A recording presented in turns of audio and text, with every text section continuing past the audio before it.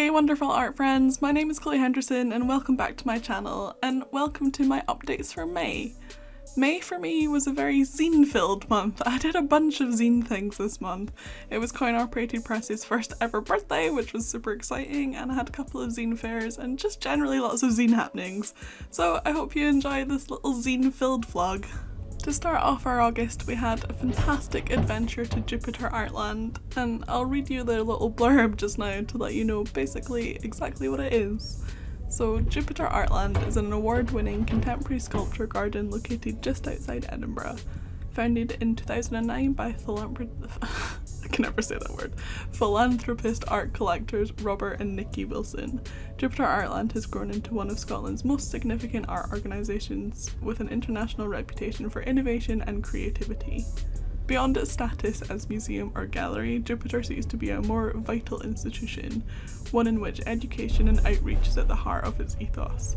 Our belief is that art and its transformative power is for everyone, and our aim is to engage with every single child in Scotland by offering free school visits throughout the year, which is really cool. And part of the reason I knew about Jupiter Artland in the first place is because I went on a school trip as a kid, so I guess their outreach is working. I have very fond memories of it, so I wanted to take Stuart and check it out again.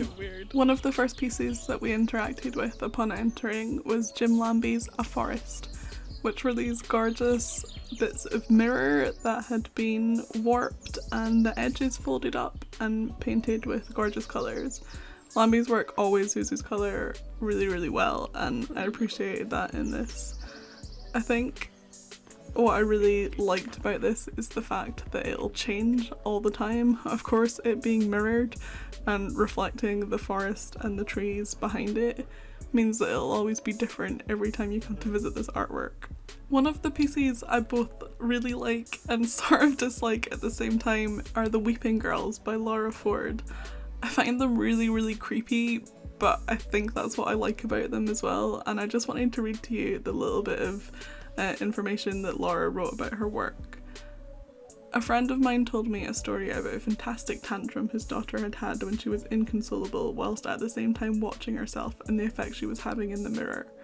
The site I have picked at Jupiter has a quiet, melancholic atmosphere, and I felt it was a perfect place to introduce some unnecessary drama in the style of the story above. What I've made for Jupiter are 5 little girls dressed up as sculptures in positions of high drama which animate the landscape they inhabit. Reading that makes the story a lot more powerful, because when you come across the sculptures without having any of that knowledge, they do definitely read as quite creepy and definitely dramatic.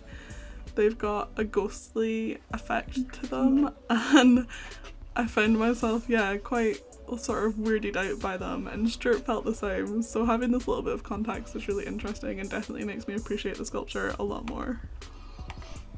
Another piece that divided myself and Stuart was Cornelia Parker's Landscape with Gun and Tree. I really didn't like it, and I think the fact that I really didn't like it means that the artwork is working and proving its own point and sending its own message, whereas Stuart really did like it and thought it was really interesting. Having it this massive doesn't really do it justice. It was huge. This replica of a shotgun cocked up against a tree as if some hunter or gameskeeper had just left it abandoned. It just felt really violent to me, even in this state where it wasn't being used, and I didn't like that, but I think that's what was important. My favourite piece, and part of the reason that I wanted to visit Jupiter Artland so much again, because this piece is new since I was last there as a kid, was by Anya Galachio. I'm not entirely sure how to pronounce her last name, but I'll put it on the screen so you can check out what I'm trying to say. And it's titled The Light Pours Out of Me. It was a stunning piece of artwork and I really enjoyed it so much. You'll see it in its full in this little video clip, and I'll read out the little piece of text that was in the guide. The Light Pours Out of Me is a contemporary folly or grotto, a nod to the great tradition of British landscape gardening developed in the 18th century. This is a sculpture, but it's also part of a garden. I would like it to be unsettling for people when they first encounter it. I'd like them to question whether they should enter the gate or not. Then, when they come into the space, it is very formal, quite grandiose, but intimate, a quiet place for 1 or 2 people. The undulating amethyst walls are very seductive and sensual. The individual crystals grow in unruly clusters, producing a deceptively smooth but treacherously jagged surface. And all of those feelings that she remarks upon, I definitely felt while I was in there. At first, when you approach the sculpture, you can see what I assume to be obsidian rocks all over the surface, and then a set of stairs with a path leading downwards. And it does look a little bit like you're not supposed to go down there. There's a path surrounding it as well, so we initially walked around the path checking out the sculpture from above, and then we realised that you could go down the stairs. So it did feel a little bit intimidating and yeah, a little bit unsettling because it did feel like you weren't supposed to be there. But going down those very narrow stairs and coming out into this tiny little room of all of these amethysts, like I say tiny because it was small in size, but it felt grand because of all the jewels on the walls. And for me, I've always found amethyst to be quite powerful because I really like the crystal. It's my birthstone and I love the colour purple, and I've always had a bit of amethyst crystal in my house, so I enjoyed it on a little bit of a deeper level just because I've always really enjoyed amethyst. I enjoyed the sculpture so much, and if it hadn't been for the queue of people waiting behind us, I would have stayed for so long. Stuart really enjoyed it as well, and I think we both could have happily stayed in this little grotto for the whole day. It also made me question my own work, and I thought about whether I could maybe, perhaps in the future sometime, create an immersive space that one could appreciate my art in. I'm not sure what that would look like, but I feel like it would be a really cool thing to do and something to think about. I drew up some plans in my sketchbook when I got home and wrote a bunch of notes, so maybe stay tuned for something like that coming in the future. I'm not sure what that'll be, but it sounds cool and I like the idea. Really need to make myself go to more exhibitions and galleries because I always come away so inspired and I enjoy these trips so much, and luckily I have a partner in Stuart who enjoys it as well, so hopefully in these future vlogs you'll see more exhibitions and gallery visits from us because this is a great little inspirational start to my month. I'm at Swasea Zine Fest just now and I'm up next. This is so exciting. I'm so proud to be taking part in this Zine Fest. I really enjoyed watching the videos this morning, and as you can see, it's me up next. I'm looking forward to all of the other ones that are going to come up after me as well. And then this evening I'm taking part in the Swansea Zine Fest 24-hour zine challenge, and it's making a zine in 24 hours basically. That's what it says in the tin. So I'm just going to make a little mini zine as part of that, and I'm really excited to be able to see what everyone else makes. So yeah, as you can see, I'm up next. So excited. Today I'm making a mini zine with Swansea Zine Fest.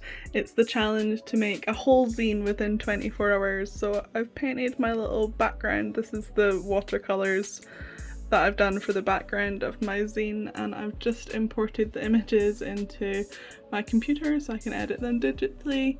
And I've written a bunch of stuff for the inside of my zine, all about gratitude journaling, as that's what my little mini zine is going to be about.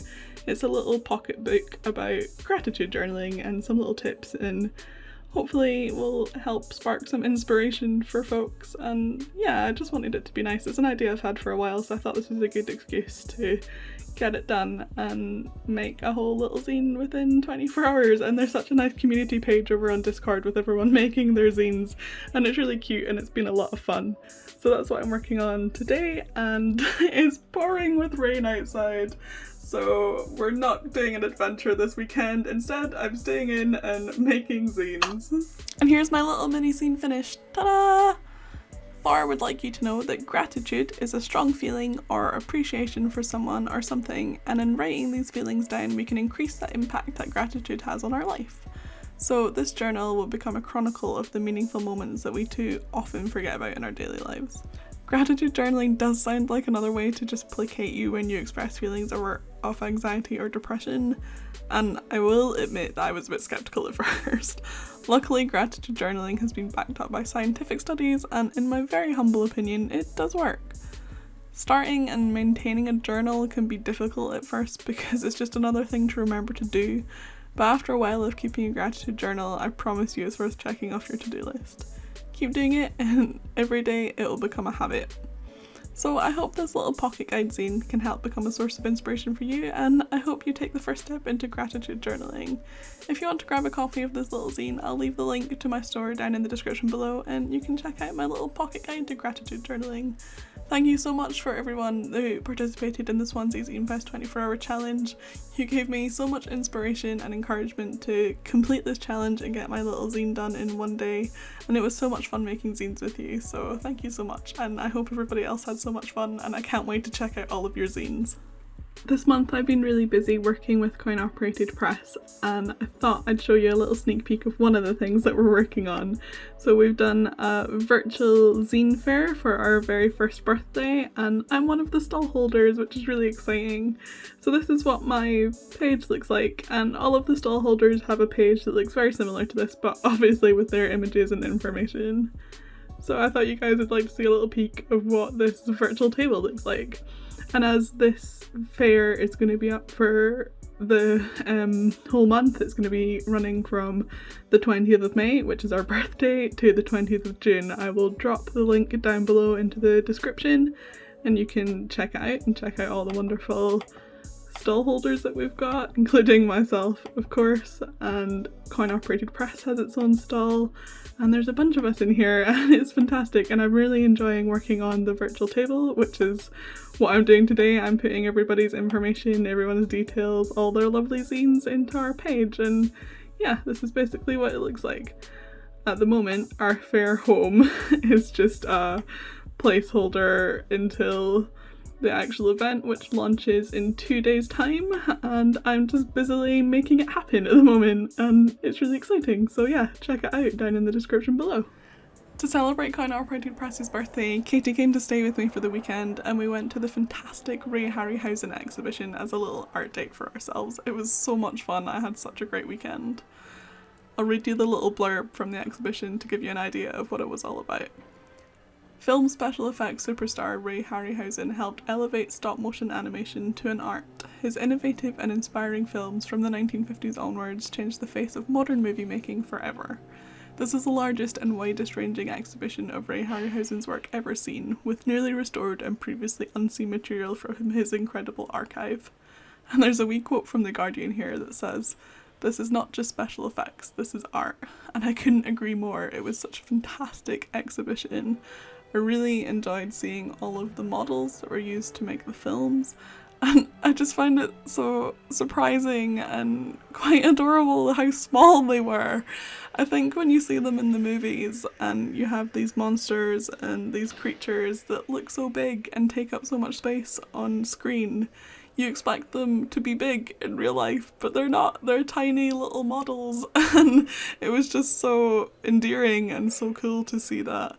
And there's so many awesome little bits in this exhibition. I'd highly recommend it. It's still on just now, and I'll leave the link to the exhibition down in the description below so you can check it out. If you're in Edinburgh, I would highly, highly recommend it. Thank you so much for watching my May updates. I really hope you enjoyed seeing all of the wonderful zine shenanigans I got up to this month. And if any of the little zines in this video caught your eye, you can check them out in my store and take them home for your very own. I'll leave the link down in the description below, and you can check it out, and there's a bunch of awesome art things in there as well. Or maybe you could hit me up on Patreon, where I have a little zine subscription service, or any other type of art that you might like. Maybe you're a prints person, or a pins person, or a postcard person, or maybe you just like colouring in. There is something for everyone on my Patreon, and every little penny that you can give me really helps support in the creation of the art that I make, so I appreciate it so much. And thank you to all my current Patreons for helping me make this video. Don't worry though, if you don't have the cash to support me, you can hit that like button, leave me a little comment down below, and don't forget to hit that subscribe button here on YouTube. I love making these videos and I want to share them with a much wider audience, so anything you can do to help me grow my audience, really appreciated. Thank you so much, and I hope you enjoy these videos in the future. Don't forget to hit that little notification bell as well, because I'll be uploading much more videos soon and I wouldn't want you to miss out. That's all from me for today, and I'll see you in my next video. Until then, happy art making. Bye!